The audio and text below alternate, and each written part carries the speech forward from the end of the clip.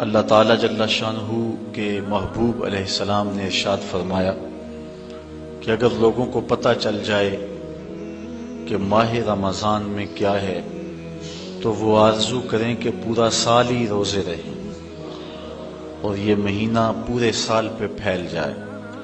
اتنی رحمتیں اور اتنی برکتیں اس ماہ نور کے دامن میں ہیں جو اہل ایمان کو نصیب ہوتی ہیں۔ رمضان المبارک اللہ تعالیٰ جل شانہ کے ہونے کا یقین پختہ کرتا ہے۔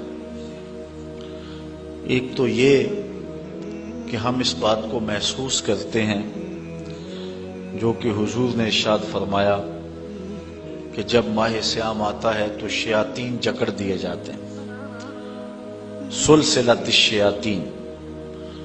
تو ہم اپنی آنکھوں سے دیکھتے ہیں وہی محلے، وہی گلیاں، وہی بازار، وہی شہر، وہی بستیاں، وہی دیہات اور قریے ہوتے ہیں، لیکن جو ہی ماہ صیام کا چاند طلوع ہوتا ہے مسجدوں کے دروازے کھل جاتے ہیں اور محبتوں کا ہجوم ہوتا ہے، اور دوسری طرف ہم ایک نور اپنے دامن میں اترتا ہوا محسوس کرتے ہیں جو ہمارے بزرگ صوفیاء مراقبوں اور چلوں سے حاصل کرتے ہیں، محنت، تگ و تاز، جد و جہد، وظائف، پھر ایک نور پاتے ہیں اللہ جل شانہ کے ہونے کا کہ وہ دیکھ رہا ہے ہمیں، یہ تیقن انہیں نصیب ہوتا ہے۔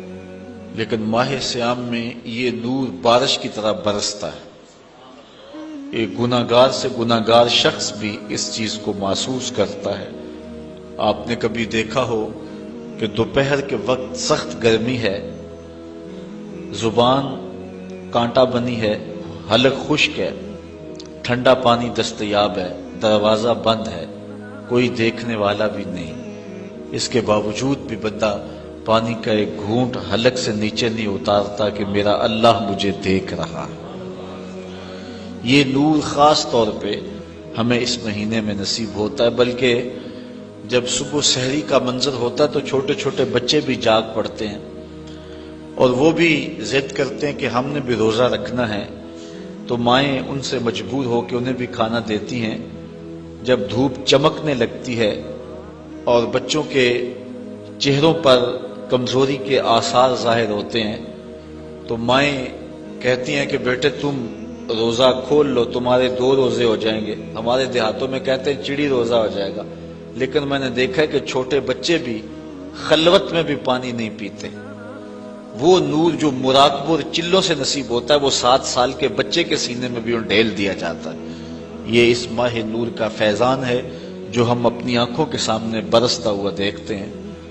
میں سمجھتا ہوں کہ اس شخص سے بڑا بد نصیب زمانے میں کوئی نہیں جو اس مہینے میں بھی محروم رہ جاتا ہے، مسجد کا رخ نہیں کرتا، اسے صلاۃ التراویح نصیب نہیں ہوتی، نیکی کی محفلیں اور اچھائی کا ماحول اس کا مقدر نہیں ہوتا۔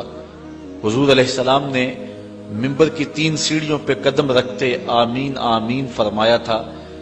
بعد میں صحابہ کے پوچھنے پر ارشاد فرمایا کہ میرے پاس جبریل امین آئے تو انہوں نے کہا اس شخص کی ناک خاک آلود ہو جو والدین کو بڑھاپے میں پائے اور خدمت کر کے جنتی نہ ہو، تو میں نے آمین کہا۔ پھر کہا اس شخص کی ناک خاک آلود ہو جس نے ماہ صیام رمضان المبارک کو پایا اور عبادات کر کے اپنی بخشش نہ کروائی، تو میں نے آمین کہا۔ تو جبریل امین نے پھر جب میں نے 3ری سیڑھی پہ قدم رکھا تو کہا اس شخص کی ناک خاک آلود ہو جس کے سامنے آپ کا ذکر کیا جائے وہ آپ پہ درود نہ پڑے، تو میں نے آمین کہا۔ اب جبریل یہ کہنے والے ہوں اور حضور آمین فرمانے والے ہوں تو پھر دعا کی قبولیت میں شک کوئی نہیں رہتا، تو اس شخص سے بڑا بد نصیب کوئی نہیں جو اس ماہ صیام میں بھی محروم رہتا ہے۔ اللہ تعالی ہمیں، ہمارے گھر والوں کو، ہمارے عزیزوں کو، اقربا کو، بلکہ پوری امت مسلمہ کو اس ماہ نور کی برکت نصیب فرمائے، اور ہم میں سے रहमतों के इस मौसम बरसात में कोई शख्स भी महरूम ना रहे। आज की इस नशिस्त में सूरतुल फातिहा पे कुछ गुफ्तगू आपके गोशगुजार करने की कोशिश करूंगा। आपकी तवज्जो चंद लम्हों के लिए चाहूंगा। अल्लाह ताला मेरी जुबान पर कलिमतुल हक जारी फरमाए। सूरतुल फातिहा वो बाबरकत सूरत है जो कि मक्कातुल मुकर्रमा में हुजूर के सीना-ए अतहर पे नाजिल हुई। 7 आयात पर मुश्तमिल ये सूरत अपने दामन में बहुत सा नूर रखती है, बल्कि कुरान मजीद की ये वाहिद सूरत है जो एक बार नहीं 2 बार नाजिल हुई है। इसलिए इसको सबा मसानी भी कहते हैं कि 7 आयतें जो 2 बार नाजिल हुई। हजरत अबू सईद बिन मुअल्ला रदी अल्लाह ताला अन्हु जलीलुल कदर सहाबी हैं। नमाज पढ़ रहे थे तो हुजूर ने उन्हें आवाज दी। चूंकि वो नमाज में मशगूल थे तो थोड़ी देर के बाद पहुंचे। हजरत इमाम बुखारी ने अपनी सनद के साथ इस रिवायत को लिखा है। थोड़ी देर के बाद पहुंचे तो आका करीम ने फरमाया कि मैंने तुम्हें आवाज दी और तुमने आते हुए देर क्यों लगा दी। तो हजरत अबू सईद बिन मुअल्ला अर्ज करने लगे, हुजूर मैं नमाज पढ़ रहा था। तो आका करीम अलैहिस्सलाम ने इरशाद फरमाया कि तूने अल्लाह का कलाम नहीं सुना? या अय्युहल्लज़ीना आमनु इस्तजीबू लिल्लाहि वलिर्रसूल इज़ा दआकुम, ऐ ईमान वालो जब तुम्हें अल्लाह और उसका रसूल पुकारे तो उनकी पुकार पे लब्बैक कहा करो। ये सूरह अनफाल की आयत नंबर 24 है और हुक्म है अहले ईमान को कि जब हुजूर आवाज दें तो तुम नमाज भी पढ़ रहे हो, नमाज छोड़ के नबी की पुकार पे लब्बैक कहते हुए हाजिर हो जाया करो। और फिर सहाबा इस वाकया के बाद हाजिर होते थे और आका करीम जो काम कहते वो काम करते और वापस आते तो जहां से नमाज छोड़ी होती वहीं से नमाज शुरू करते। औरों से मुखातबा करें तो नमाज टूट जाती है, लेकिन हुजूर अलैहिस्सलाम से न कलाम करने से नमाज टूटती है, न हुजूर की खिदमत में हाजिरी से नमाज टूटती है। आका करीम अलैहिस्सलाम की खिदमत में नमाज के अंदर ही तो कहा जाता है अस्सलामु अलैका अय्युहन नबी। तो हजरत नबी रहमत सल्लल्लाहु अलैहि वसल्लम ने फरमाया, ए अबू सईद बिन मुअल्ला, मैं तुम्हें मस्जिद के निकलने से कबल एक ऐसी सूरत बताऊंगा जो 2 मरतबा नाजिल हुई है और जो सबा मसानी है। तो हजरत सईद बिन मुअल्ला कहते हैं कि हुजूर ने मेरा हाथ पकड़ लिया। जब हम मस्जिद से बाहर निकलने लगे तो मैंने हुजूर से अर्ज की, हुजूर आपने वादा किया था कि मैं मस्जिद से बाहर निकलने से कबल आपको वो सूरत बताऊंगा जिससे अफजल सूरत कुरान के दामन में कोई और नहीं है। तो हुजूर अलैहिस्सलातु वस्सलाम ने इरशाद फरमाया, अल्हम्दुलिल्लाहि रब्बिल आलमीन। ये सूरत सबा मसानी है और इस सूरत से अफजल कुरान मजीद के अंदर कोई सूरत नहीं है।